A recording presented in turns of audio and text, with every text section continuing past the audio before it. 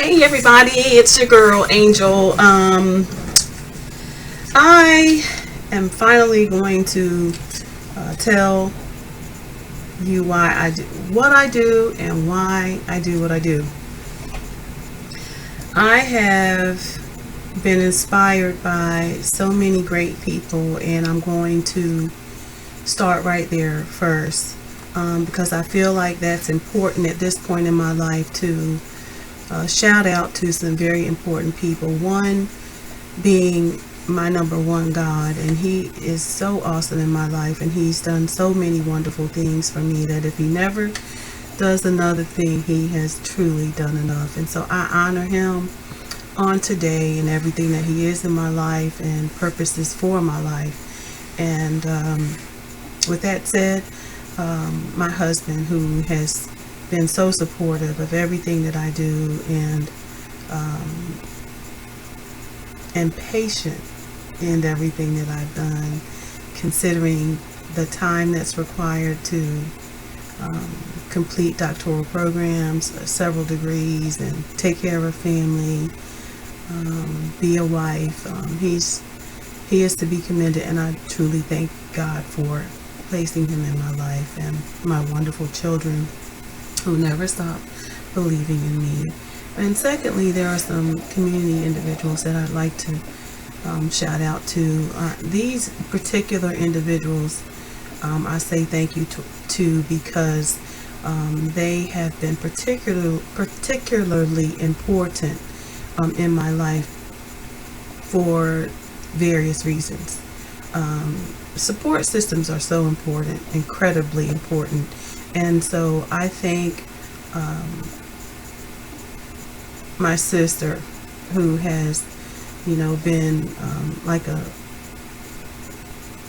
I can't even describe it, how she jumped in and gave support to the family while there were often times that I wanted to be there and I couldn't be there because of the mandate on my life for moving forward. Because if there's so many people attached to your destiny that if you never make it, then they are likely not to make it as well. But God gives us assignments, but He also assigns people to us as well. Secondly is my church family, who has been extremely supportive. But more specifically, my bishop, who's always been there to listen to every gripe, grumble, and concern, scare, fear, everything. He's just always been there for me, and he helped me grow through opportunity, propelling me forward through missions, where he knew I had a certain skill and I didn't necessarily see it, but he saw it.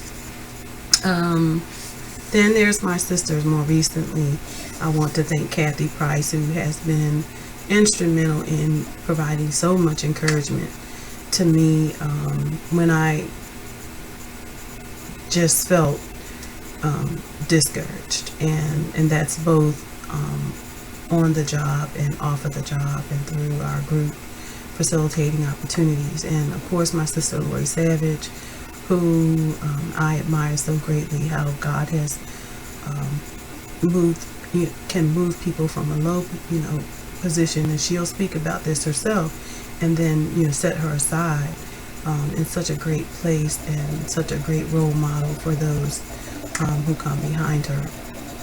I'd also like to thank Norma Warren, who listens to me tirelessly every day as I talk through my goals and objectives, sharing little tidbits and tools and ideas. And more recently, Carla Cannon, who thrust me back into the world of speaking after a couple of years of sitting dormant while I worked on my dissertation. And then there's my spotlight of the month, which has been an exciting individual who provides so many opportunities for entrepreneurs in the community to come together and just get the tools that we need to propel us forward. And that's Herline Ankar. She's our Audacity Spotlight of the month. And Herline, you're wonderful, and I thank you. It's very, very nice to meet you, and I'm looking forward to wonderful opportunities going forward. Now, as to why I do what I do, because we all have a why, and a what, and a how, and a when, and I won't go over all of it, but I'm going to start back to a point in my life where I think it's very important to talk about why I do what I do. I realized early on in my marriage, and as we were rearing our children, that we were facing some difficult times with in rearing, with some childhood identity issues, and those things caused youthful indiscretions, which later led to some delinquency. And as a parent who or parents who do all that you can and give all the love that you can, you become concerned as to where did you go wrong, or what could you have done differently. Children are not don't come with manuals, and we grow with them, and they teach us how to do things differently as we move through the process. So what I did know, though, was that I did not want another mother to suffer or endure what I was feeling raising my child. I felt like a failure. I felt like I had done something wrong, my guilt. But I realized later on that people make decisions, and that no matter what you do, that people make decisions, and you have to free yourself of individual those decisions.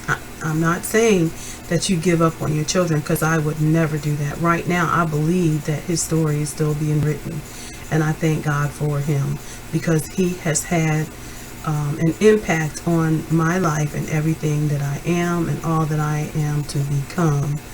And he was no accident. He truly was a loved child.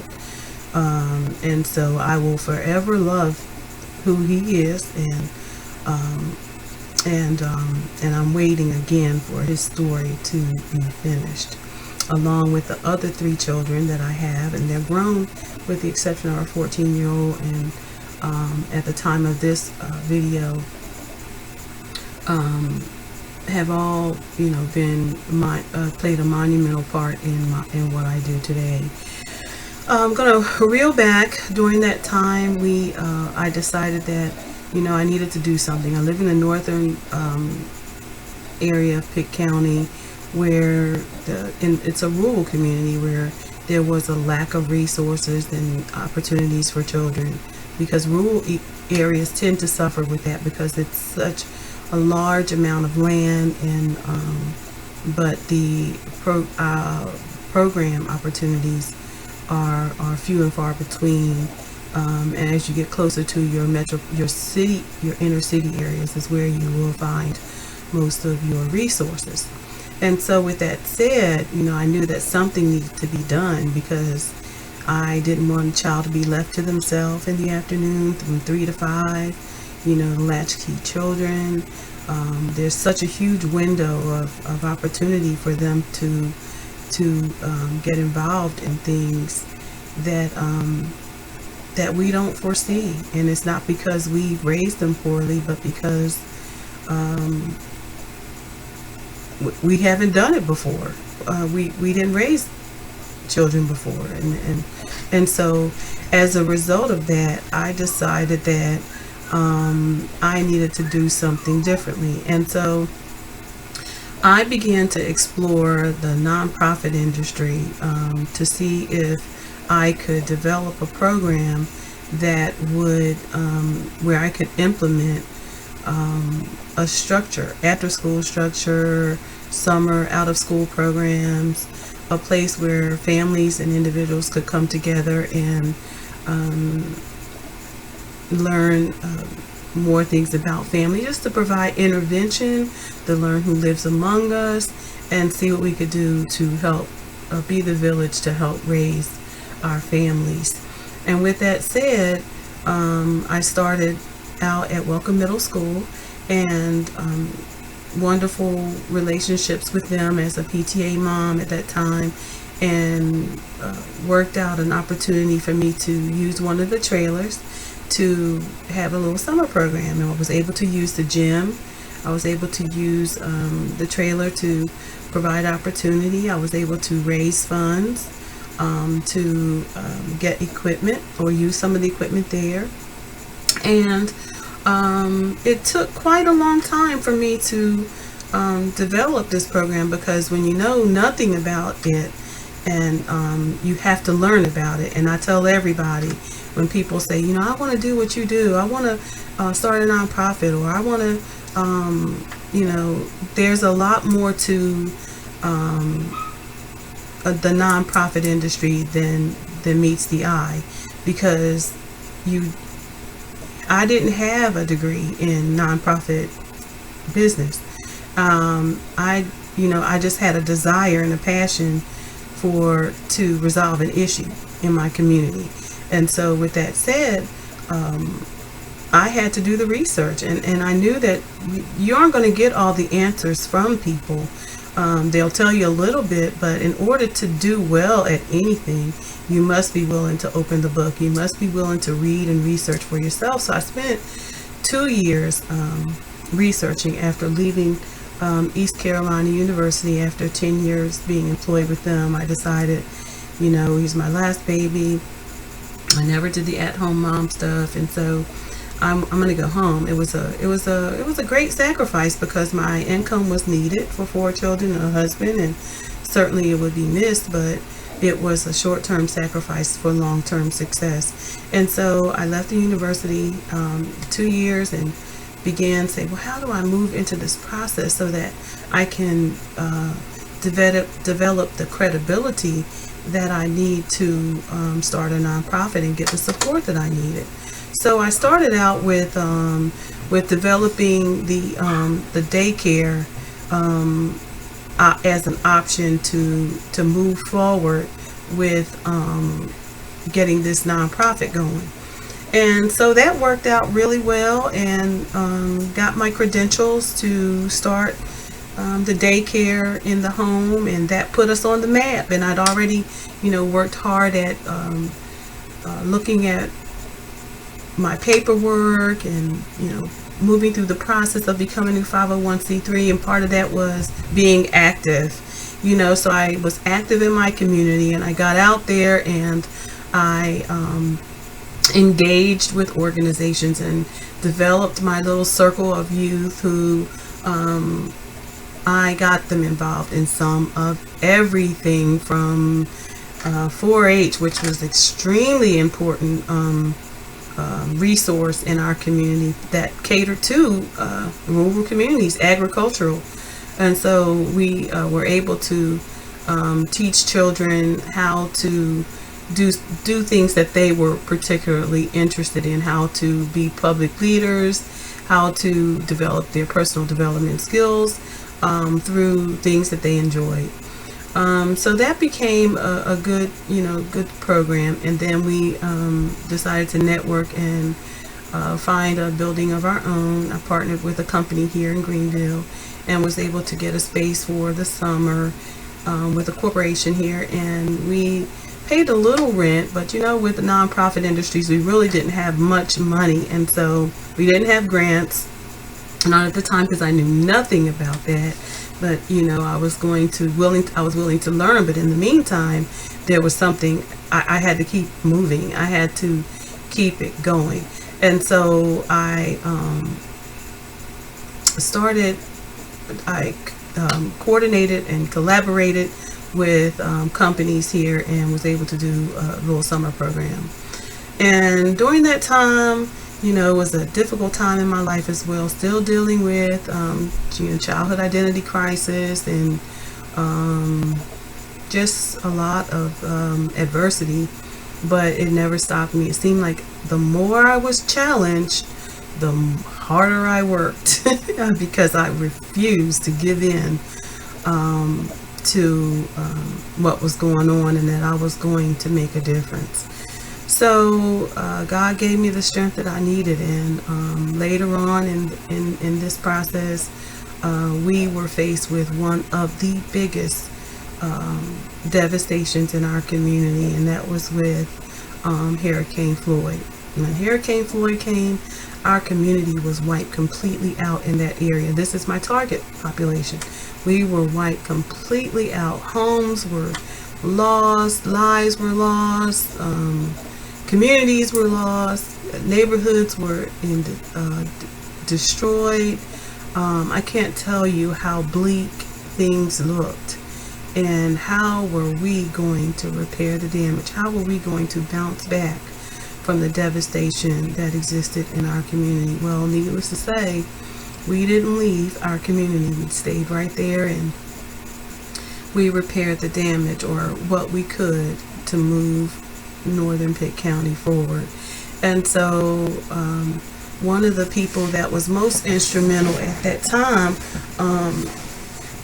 was Mr. Michael Dixon, and he was a great pioneer in the community. And Michael Dixon passed away a few years ago, and our community took a great loss during that time.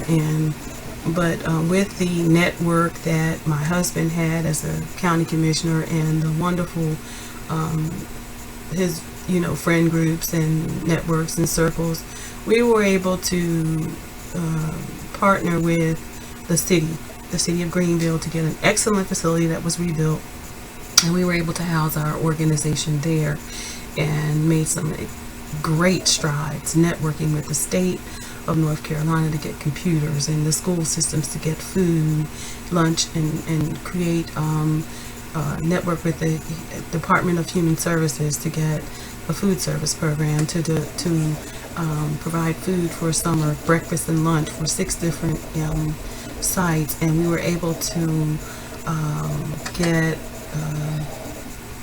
books from the school system. To resources were coming in left and right, and so we were truly blessed, and I was just so honored to be in a position to collaborate with so many wonderful people.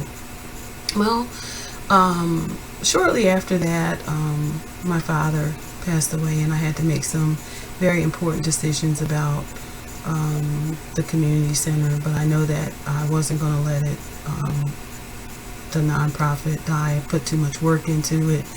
But there comes a time in a season where you come along and you plant a seed, and someone else will come along and water it.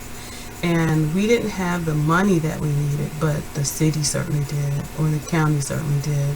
And so after quite a few years of doing the work and being there, and the direct services for the community, and the children just flourished, that they saw the need to put up a Boys and Girls Club, and the numbers were there. It was a need. And so I thank God for having been a part of such a major breakthrough in the Northern Pitt County area, that they finally saw the need to do something. With that said, I then went back to school, because I realized that the target population that I was dealing with was, and in many cases, are families that are faced with juvenile delinquency, some system accounts, not all of them, but it exists. I'm going to cut right through that chase. It exists. The problem exists, and things were on the rise in the community, and we needed to continue doing something about it. But I didn't really have the wherewithal, and I thought, I need to understand this, because we have got to do something about this disparity in the system, and these children, or the records.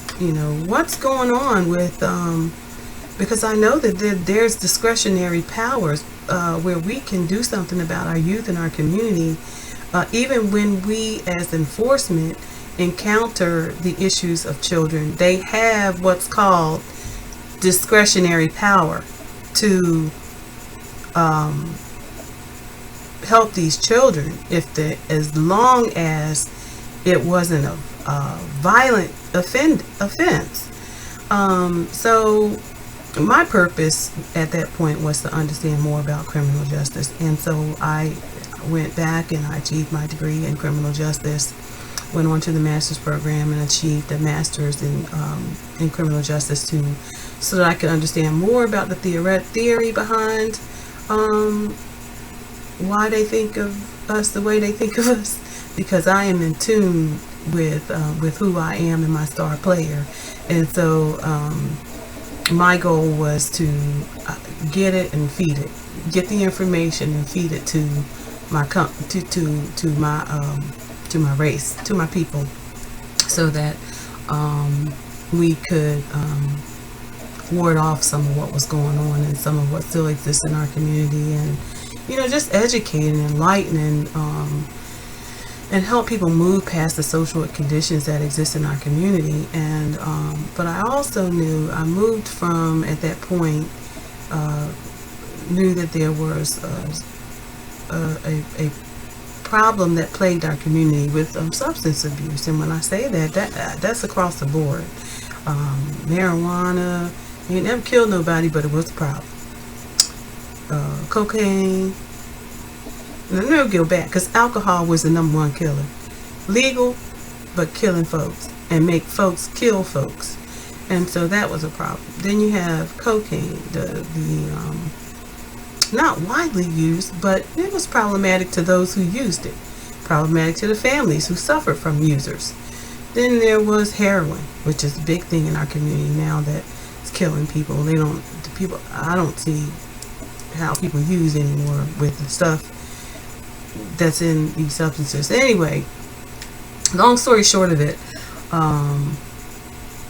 I went back and got advanced certification in substance abuse counseling, and went on then at that point to study to expand my horizon from just criminal justice and substance abuse to more of a human service perspective, so that I could broaden my thinking and how I can look at all the perspectives of social conditions in our community, and then empower and then find a solution to this big problem that we have. Can't fix them all, but we can do something. And so at that point, I shifted revamped the nonprofit to a research foundation, where we now, case-by-case research foundation offers, we are big on philanthropy now. We're looking at programs that are structuring programs or revamping programs or providing ideas for people to implement programs that are evidence-based practice programs that have been tried and true, that have been practiced over and over again, that doesn't leave out any components, and they're known to work when you work them as they were designed to work.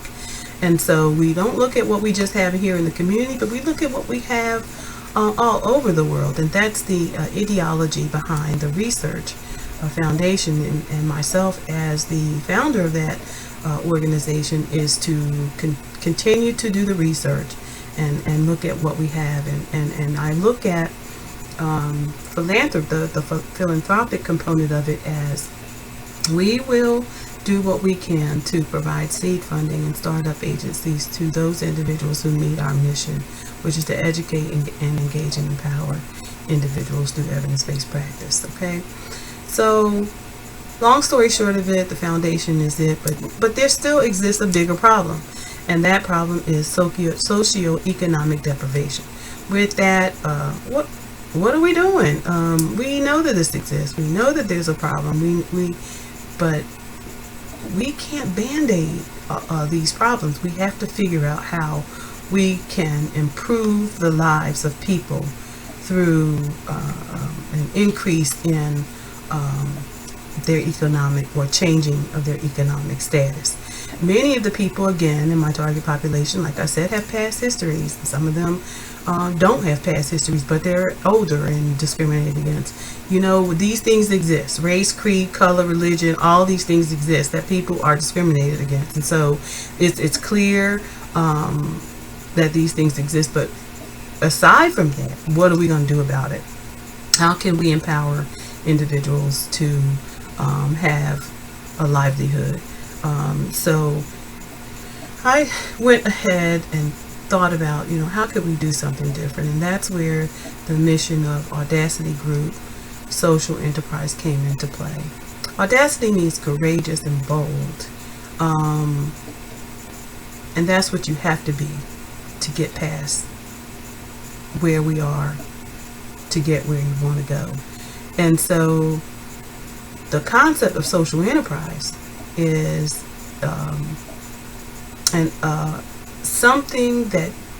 some problem-solving effort to resolve a huge community problem, and in this case is socioeconomic deprivation. So I decided that, okay, well, let's teach them how to be entrepreneurs. And many think you got to have a whole lot of money, you have to have whole lot of credentials. What is it that you love to do? And so I began to think about being the example of what I want people to see in themselves. And for me, what comes easy and natural for me? Easy and natural for me, I don't squeeze myself into arenas where I don't fit. I don't force myself where it doesn't fit. But what's clear is that I love to research. What's clear is that I love to hear the voices of people. The voices of people surpass anything that I can see in numbers, because we can look at numbers all day long, but the stories change, and we don't really know the truth behind those numbers, unless except you have a research lens. With that said, I began to look at how we can introduce the opportunity of entrepreneurship to individuals who have, of a blended audience, and that would include those individuals who have blemishes in their past, as well as those who are elderly, those who are disabled and handicapped. We don't discriminate, not at Audacity. So with that said, what is it that I do? I promote businesses. I teach people how to look within themselves and find what it is they love, so they never have to work another day in their life. And that means, what is your passion? What is it that you love to do? It shouldn't feel like work. It shouldn't feel like a job. And then I'm going to teach you how to get there, even while you work 9 to 5. And there are so many wonderful people that I've connected with that I don't have to do it all, because we are a community of resources. And when we realize that we don't have, if we network together, we don't have to do it all, because I can't do it all. Neither do I want to do it all. There are some things that I am really have very, very strong skill sets in, and that is getting the why out of you. And so with that said, I do qualitative interviews. I get your company on the map. I help you bring your story to life and automate it for you, and publish it for you, and market your events, and promote who you are, and just a plethora of things that is centered around you as the entrepreneur. So you may visit our site and you'll see, well, what exactly is it? Well, Audacity Group Social Enterprise affirms human social value through self-sufficiency, independence, ownership, sustainability, and social partnerships for change. And once you understand that mission, what drives us, then you can understand why we have our hands in so many things, because there is no disconnect. There is definitely a connect that demonstrates the village that raises the family, the children, the leaders that we live among. I'm going to put some information below. We are Audacity Group Social Enterprise. Reach out to us if you are interested in business. Let us hook you up with the people that you need to be hooked up with. Join our circles, Entrepreneur Circle at www.Audacity Group Social Enterprise. I believe in you, and with a dash of delusion. Oh no, how's it go? It's one of our, with a little bit of hope and belief in God, I believe you can have the audacity to move forward. So with that said, the way you can reach us is I am Eveangel Savage, your social entrepreneur at Audacity Group Social Enterprise, and our website is www.audacitygroupsocialenterprise.com. Our number is 252-347-5916.